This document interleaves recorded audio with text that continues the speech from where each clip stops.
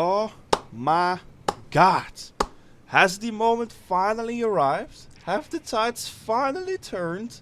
Is Wargaming finally going to listen to us? Well, nothing is for sure of course, but this article Wargaming posted on their website yesterday does indeed look very promising. So today I'm going to be covering Wargaming's entire list together with you guys, to see what Wargaming's ideas are with World of Tanks in 2019. And also to see if they maybe took any inspiration from my things Wargaming could do to improve World of Tanks video that I made 6 months ago. Which would be kinda cool actually, to be honest. But guys, let's not wait any longer and let's dive straight into Wargaming's plans for 2019. So right off the bat, when jumping into the article, I already see something that makes me, and I guess you as well, very happy. And of course, as you can see right here, Wargaming is finally planning to change the gold ammo. Finally, after 8 years. Filtering out all the extra stuff, this part simply says that Wargaming is planning to give premium ammo, or special ammo as they would prefer to call it, a drawback, which is a 25 to 30% damage reduction. Just like I suggested in my video. And I gotta be honest here, personally I would have preferred to see Wargaming simply putting a hard cap on the gold rounds, which simply means that, for example, a maximum of 20% of your total ammo capacity can be gold. But I'm also more than happy to see this damage reduction. So good job Wargaming, this is a very nice step in the right direction. So next up, Wargaming is talking about yet another very controversial subject lately, which is the matchmaking. And especially the disgusting 357 template. So I've got good and bad news for you guys here. The bad news is that Wargaming has no plans to completely remove the 357 template. But they are gonna be adding more templates to the rotation, because in 2019 we can expect to not only see 357 and 510 matches, but also the likes of 69, 78, 456 and 555 matches, which brings a lot more variety to the table. And to be honest, I don't know how the templates are going to pack out when they get released in 2019, so we'll just have to wait and see and give our feedback to Wargaming of our experiences with it when the time comes of course. But under the line, Wargaming said that their main intention with the introduction of the new templates is to simply increase the amount of times that you are going to be top tier when playing a match, which is always a very massive plus for me. So again, good job to Wargaming for recognizing the issue and actually trying to fix it. So moving down another notch in this article, we can see yet again a highly requested topic, the long awaited return of frontlines. And yes, I am very pleased with this one, since for me Frontlines was just the perfect tier 8 game mode, since I think it was fun, new and exciting. And it also kept some of the tier 8 premiums of the regular battlefield. So what are Wargaming's plans with Frontlines next year? Well, they stated that the core gameplay of Frontlines will remain the same, which I'm totally fine with, since the current gameplay that Frontline offers is just perfect in my opinion and should not be changed. Secondly, Wargaming is planning to make Frontlines occur on a monthly basis. So every first week of the month during the course of 2019, Frontlines will be available to play. Also, they'll increase the maximum prestiges you can reach in Frontlines from 3 to 10. And from leveling up the prestiges, you will also get special points, which can be used to unlock special vehicles that will be released throughout the months as well. So my opinion on this, I fucking love it. The fact that Wargaming is, by the looks of it, turning Frontlines into a yearly event with actual tank rewards is absolutely awesome. That way they also kinda create a light version of Clan Wars that will be more accessible to the average World of Tanks players. That way you kinda recreate the feeling that Clan Wars offers with actual rewards, but on a much lower, independent and casual level. So overall I think it's an amazing concept and I'm very curious on how this will turn out next year. So next up we have yet another highly requested tweak, which is the rebalancing of certain vehicles. So just to get straight to the point, mainly because of the premium ammo nerf, Wargaming is going to rebalance the E100, the IS-4, the STB-1, the Kranvang together with some yet unknown mid-tier vehicles, and finally, also not to forget, my baby, the Leopard 1. So what Wargaming is going to tweak on these vehicles is not known yet, The only thing that is known is that Wargaming is going to change up these 5 vehicles in such a way that they will become more competitive and on par with the rest of the tier 10 vehicles. So in my opinion, I think that the buffs to these vehicles is more than deserved, and I can't wait to try them out next year after the buff, and especially the Leopard one, of course. So next up, new vehicles. So this year Wargaming is planning to introduce only one new vehicle branch, which is the Swedish medium line, which already was released before, so I'm not gonna bother you too much with the details in this video. So if you want to know more about the Swedish mediums, then I highly recommend to go ahead and watch Dez's video about them, since he did an amazing job at covering them. So for me, I'll never say no to new tanks, of course, and I'm only a little sad that there's only going to be one new line this year, but considering Wargaming is finally fixing all their main issues, which also takes some time, of course, I don't mind it at all, since I'll always prefer fixing issues over simply adding new tanks. So now with that out of the way, let's dive straight into the next topic, where I can be very quick about as well, since Wargaming is going to introduce a new kind of mechanic.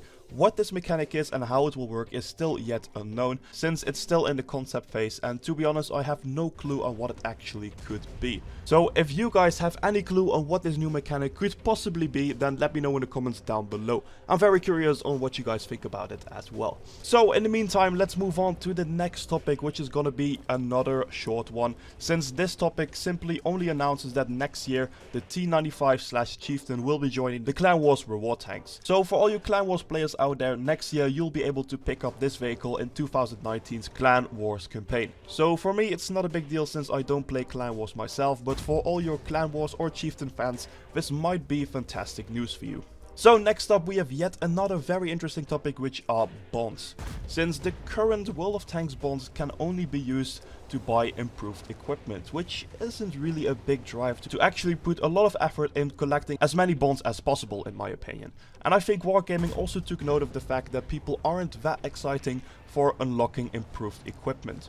So that's why Wargaming is planning to introduce special vehicles that you can only buy with bonds, which will probably increase the urge for wanting to earn bonds massively, since unlocking a new tank is of course way more exciting than unlocking new improved equipment. So I think it's a very welcoming change for the majority of the World of Tanks player base. So next up, Wargaming is talking about altering premium account.